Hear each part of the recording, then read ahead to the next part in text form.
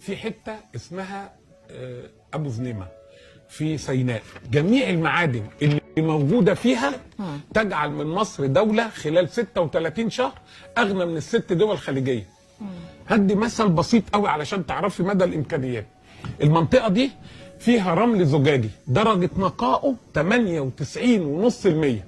طب ده يبقى كتير ولا وحش؟ نقيسه بوادي السيليكون اللي موجود غرب الولايات المتحده الامريكيه اللي بتتنطط بيه على دول العالم.